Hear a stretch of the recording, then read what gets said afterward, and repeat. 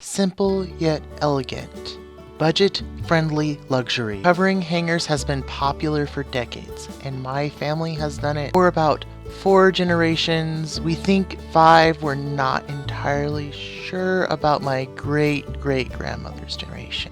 After receiving multiple requests, I decided to take a chance at doing a tutorial on the yarn-covered hangers as my mother started making them. For this project, you will need plain wire hangers. I recommend the coated kind. Any kind of yarn, though this yarn makes a fluffy hanger. And scissors to cut the yarn with. Take the yarn with the scissors within arm's reach, find the end, and pull out 3 full arm spans from side to side.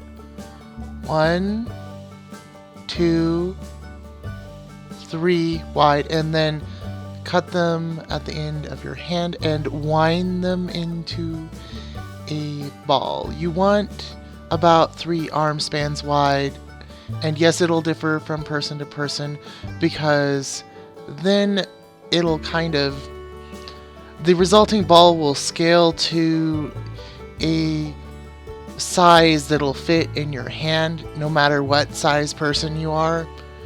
And I find sometimes even the resulting ball is even a little bit bulky, so if you're having trouble managing it, I'd recommend maybe even only 2 arm spans wide, but you want to not go below that because you're not going to want to have to do the transferring of one string of yarn to the next. Too often it kind of creates a little bump in the hanger, and if you have them, you want to have as few as possible, and you want them to preferably not have to happen on the corners of the hangers because the logistics are just kind of everywhere. Okay, now that we have our ball of yarn, I go ahead and grab my hangers, and you need 2 wire hangers. Together, this creates strength and durability compared to using just 1 hanger. And yeah, I have seen other hangers defeated by heavy winter coats. Never these. To get them started, kind of line them up, make sure the hook top is facing the same direction with both of them, and take your ball of yarn underneath the neck part of the hanger. Oops, there went my yarn ball. You gotta watch that. That's part of why you want to do a smaller ball of yarn on. Anywho, you then want to tie a double square knot. So 2 square knots, just like you're tying 2 pieces of string together on top of each other to kind of make it secure. I like lining the location of this knot right above the place where the hangers kind of twist, the 2 pieces of wire twist together. The reason for this is I can kind of pull down, so the initial few stitches I take kind of have a stopping place that's physically stopped by the wire, and I can leap up on to the twisted part for the additional stitches / knot. So to make a stitch or a knot, essentially you just make a loop underneath the hanger with the ball of yarn off to the side, and then you put the ball of yarn you're holding through the loop you've made underneath the hanger, and you pull it taut next to the former knot. If you do any hand sewing, you'll actually recognize the pattern is looking very similar to a buttonhole knot that you make around buttonholes, or a buttonhole stitch. I've heard it referred to both ways. First few stitches are the hardest. You want to make sure that when you pull them up, especially the first one next to the square knot, that they do not go over that loop and instead nicely nest next to and kind of underneath that loop. As you get 3 or 4 in and you make sure that the first few stitches are beginning to cover the wrapped wire part, unlike the square knot, which is just on top of them. The two hangers will quit slipping and sliding and separating from each other side to side so much and start kind of behaving like one piece of metal, making it easier. And you want to do that all the way kind of down the neck of the hanger. You also want to be lining up where you pull each stitch tight to kind of line up the rows of the knots. Oops, my string broke. Okay, normally I'd say continue and just do a change like you would from one yarn piece to another, but we're so close to the top and start of this hanger that I just opted to take the stitches off and start again. As long as you're in the first part of the hanger when you're just trying to establish the rigidity, it's not if your yarn breaks, just start again, because it can, if you're within those first 15-20 stitches, it can mess with the rigidity of the hanger. Unless you've got a few hundred hangers underneath you, it's not worth trying to salvage just like the inch or two of yarn used. It's not worth it. You want a good solid hanger that, even though it's made from two separate hangers, behaves like one. Also, when doing the initial stitches at the beginning, you want to make sure that you leave a little tail of yarn at the top. You want to leave enough that you can use it to make half of a little bow at the top of your hanger, so make sure you don't accidentally get that tail caught up in your buttonhole stitch knots that you're doing. And yeah, just take your time in this first part and try not to yank the yarn too tight, but don't leave it so loose that the hangers are slipping and sliding against each other and they begin to kind of line up. Just keep going with the stitching and lining up the knot part until you start to run out of neck on the hanger. Congratulations! You've made it to the end of the neck of the hanger. Let me show you how to move onto the body of the hanger without having to break your yarn and deal with the tail. So you want to just make your loop underneath the hanger like you were before. Here I'm showing you here, except for do it through the body of the hanger, through the outside, and then loop your yarn the way you did through before and pull it tight on the body.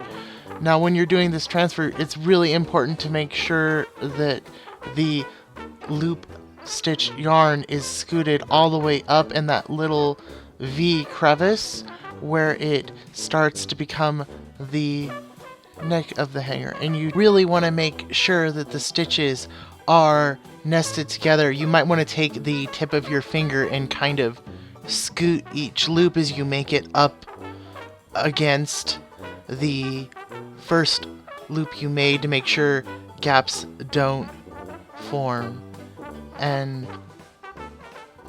again, just kind of make sure that they're all compact and in there together, that your yarn ball is not getting away from you and creating a huge tangled mess, and that there's not any hanger showing through the gaps, while at the same time, even though you're trying to pull everything tight, making sure you're not pulling the yarn so tight that it ends up breaking on you. This is most likely to happen when you're trying to go around a curve like this, and the best way to handle it is just, again, as I'm showing here, just make sure that as you pull the loop tight, you don't pull it so tight that you break the yarn, and you kind of scoot the finished loop compact against the other loops with the tip of your finger. I'm doing it with my back finger in this clip, and I'll even kind of hold it there as I'm going around this bend and out of the neck area of the hanger and into the full body part. It can also help if you brace the hanger against your body as you do this, as you see me doing throughout the clips. And yeah, just this is how you go around the curves. Gets a little trickier with the bigger curves at the bottom two corners. So I will show you some additional things I do with my body and stuff as we get to that point. But first, I'm gonna run out of yarn, so let me fast forward to where I run out of yarn and show you guys how to switch from one string to another, because at some point your yarn is going to run out or it is going to break before you get to the end of the hanger. Okay, I've just run out of yarn. You can see that I have a tiny little tail left, so what I'm going to do is get the yarn out again and go ahead and do the 3 arm spans measurement and then cut it with scissors again, and go ahead and roll that into a ball. Okay, now that I have my ball again, I'm going to go ahead and take the hanger and kind of do I start a square knot. I don't make it tight, but I do that over the other finished stitches and move them down over the top of the tail and do a loose single square knot. Then I start another stitch again on the already finished stitches and I move it down. Now the reason I do this is kind of because the two done on top of each other, scooted down like that, helps integrate the tails in and hides them. And I do this 3 to 4 times from the fact that, you know, they exist and I had to change in the middle of a hanger the strings, and it helps keep them kind of in line and it minimizes the lump that is formed. So after I've done that like 3 or 4 times, I will take a pair of scissors and then I have to be very careful that I don't accidentally cut the string that I just added that I want to continue doing stitches from.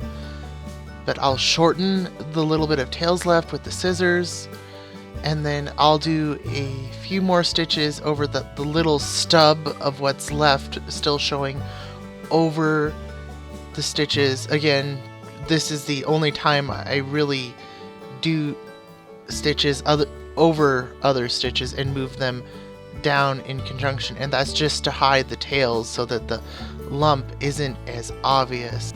This makes it appear as if I did the entire hanger with one continuous string, giving it a more plush, luxurious, kind of sleek lined look. You'll also notice that I'm starting to run out of this particular side of the hanger and I'm beginning to get to the point where the bends are.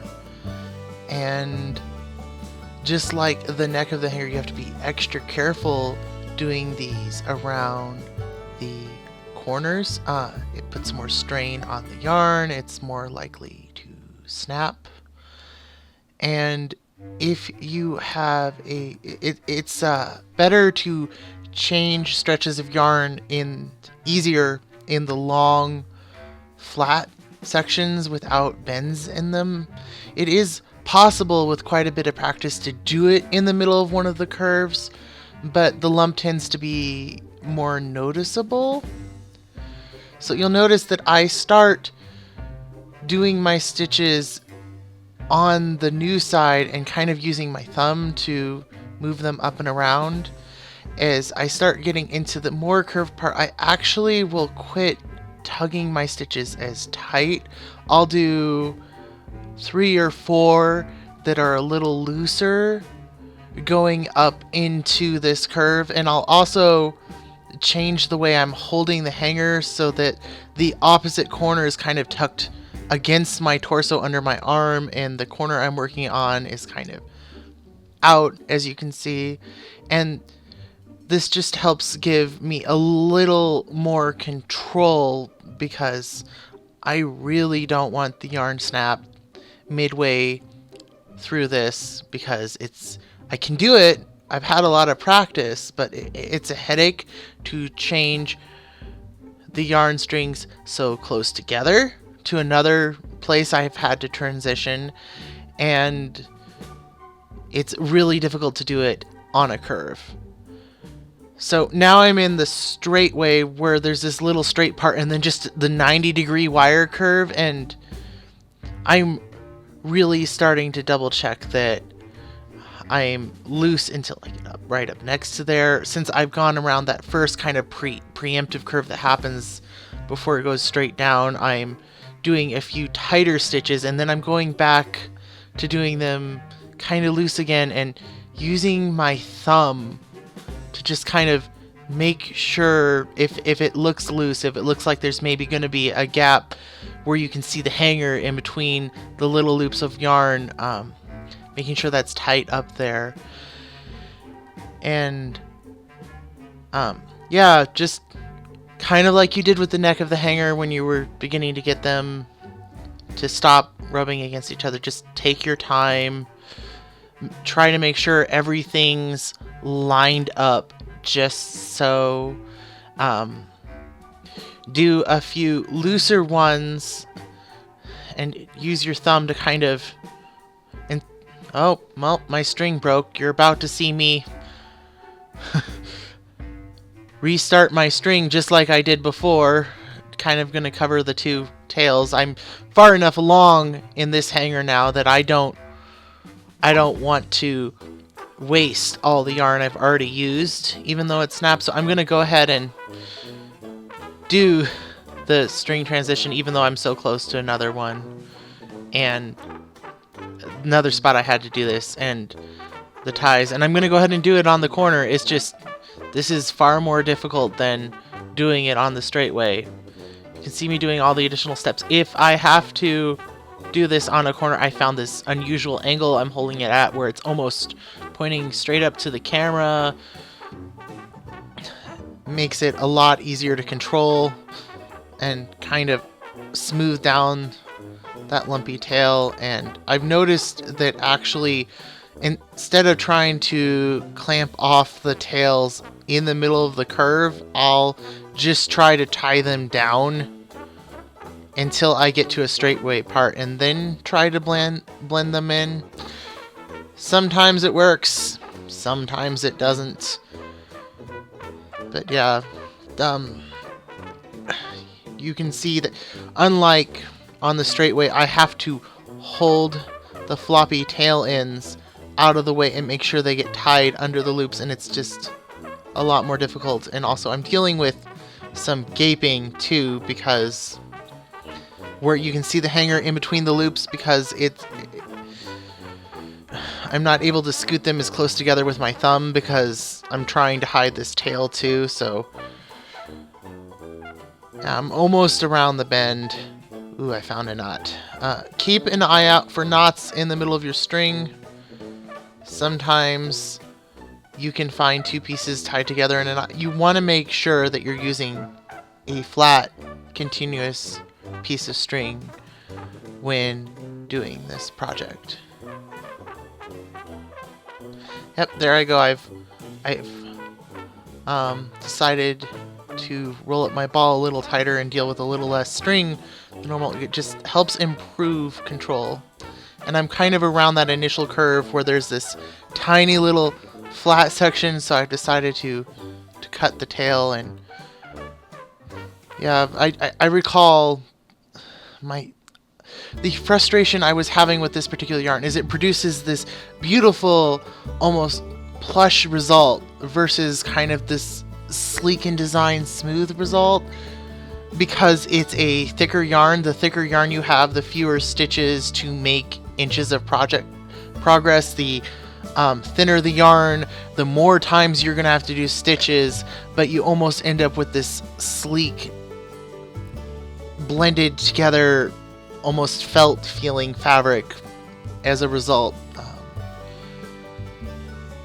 Yeah, There we go. I'm going around the corner, and you'll see I am not able to go above the stitches. This is why you want to go above the stitches when you're still trying to blend in the tail, is the tail kind of just gets in the way, and it's like, but it's getting like caught on the corner. This is why you want to try to avoid this, but it happens. It'll happen to you at some point. And if it happens to you, and you can choose to back up a few stitches and undo the knots so that you can do the transition on a straightaway if you don't feel confident in trying to just push through and do it around the corner.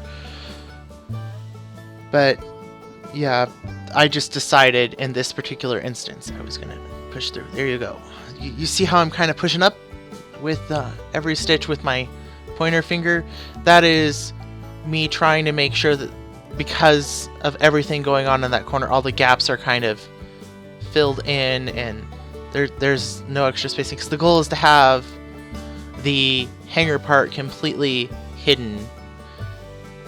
So you can see that loop does not want to work with me. And I think I'm about to do a solution that I rarely ever do, and that's actually that I do something I don't recommend, if you can help it, having one of your loops go back over another loop and fill it in. It can create this kind of not looking mess, and instead of filling in the gap. And if you're using gradiated yarn like I am, where it transitions slowly from one color to another, and your loop happens to go over in the middle of one of those gradient switches, it doesn't look quite right. But I was tired, and I think I do that only once, but I made sure it was like blue on top of a section that was blue, and I made sure it only skipped over one or two loops. This is advanced, avoid it if you can, but it kind of filled in that spot. And then I really had to make sure after that that the alignment of all my stitches was just spot on and scooting up, because it kind of created this knobby spot on this hanger that just didn't want to work with me. And then scooting it up, and congratulations to me, I have made it around the corner. One of the most difficult corners I've done in quite some time, and I'm going back to just scooting my stitches, making them tight in the first place and scooting them up against, and trying not to break my yarn, and using my fingers so that holds my, what I don't recommend doing, in place. I do believe the gaping persisted with this particular hanger, which it normally doesn't. I attributed that to the combination of, I did what I normally don't recommend, of looping, instead of looping them all in a row next to each other like rows of books, I ended up doing a couple, and yeah, there I go. The hanger, the yarn broke once again, but at least I made it around the corner, and I'm on a straightaway now. And I'm gonna go ahead and blend them together, because I'm stubborn at this point. I'm just like, I'm gonna make it around this corner, which is, in my opinion, the most difficult part of this project. I just blend them together like all the other times. And yeah, let's just go ahead and fast forward through to when I get to the next corner. I remember that one going far neater, and we'll slow down the footage again so you can see how to properly go around a corner instead of fighting it like I did with it. So I essentially go back to the default stitch and just go all the way down this row, one little bit at a time. Okay, here we are. We're reaching the far corner, the last one to go around before going up the side and neck of the hanger again. And this time I will show you how you're supposed to handle a corner versus not. So just keep an eye on my fingers and note how I'm kind of scooting the loops around versus having the friction of pulling the loops tight. Do the scooting like I do with the rest of the hanger.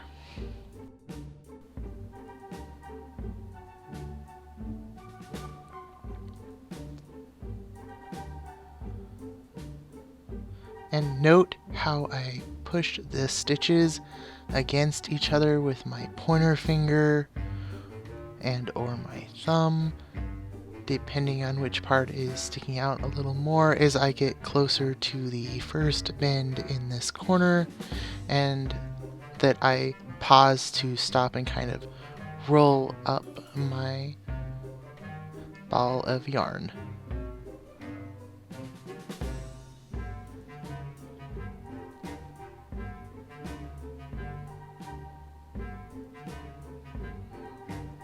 You can see that the yarn is cooperating much more this time, and it's not creating a gap where you can so obviously see the hanger underneath it.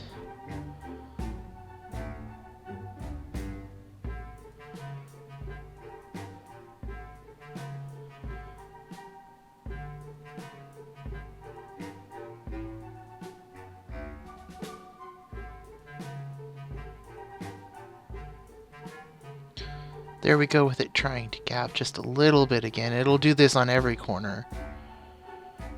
But just some extra nudging of forcing them close together, having a few loose ones with a tight one, then pushing it together, and just being more patient with it in general is resulting in it cooperating with me instead of taking off and kind of looking a bit like a knobby mess. I'm rounding the second bend again, and I'm also doing a far better job making sure that where I am pulling and the knot where the yarn crosses over on itself is better lined up compared to my other attempt.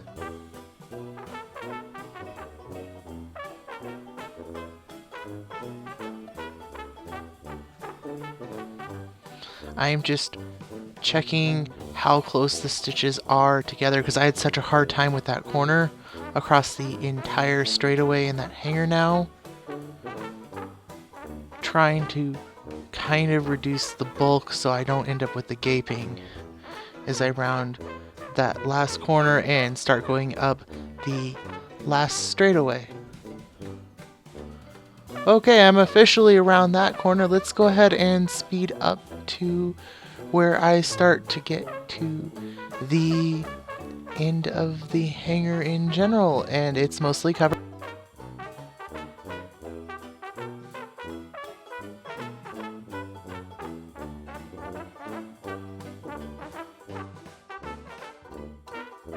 Okay, at this point, you can start to see that I am running out of hanger and I'm going around the last couple of bends.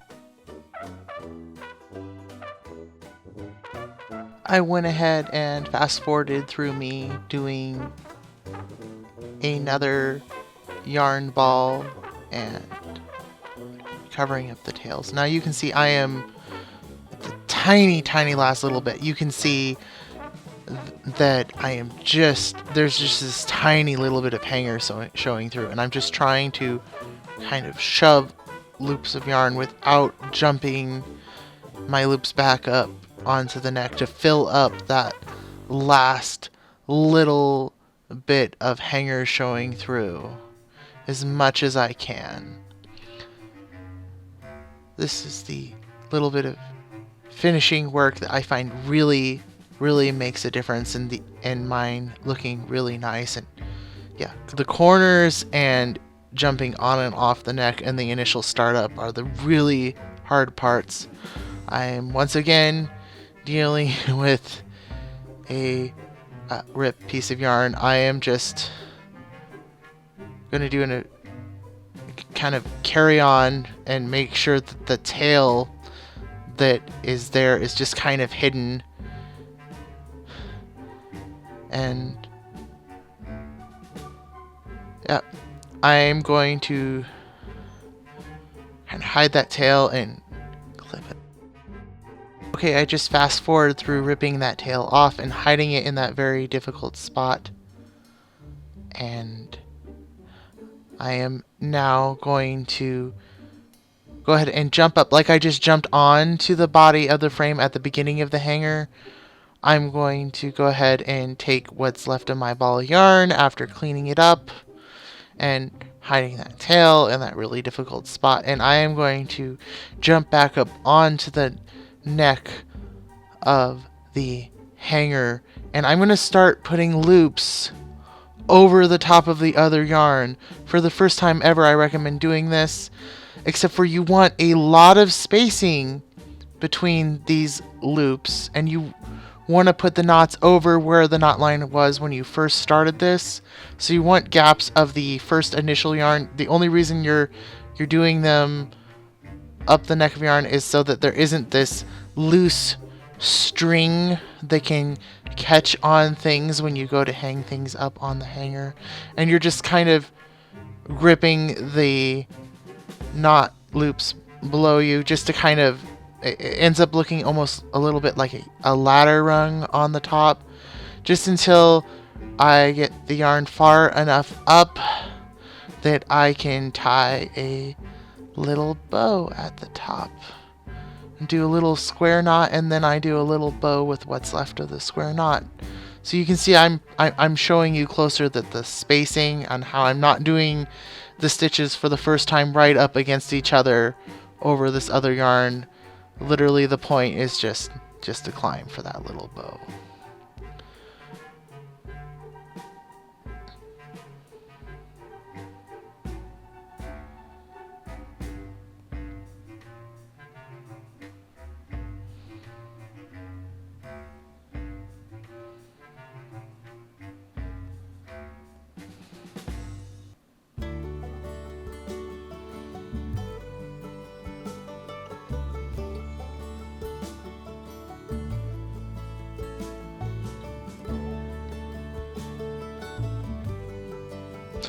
Okay, here I am.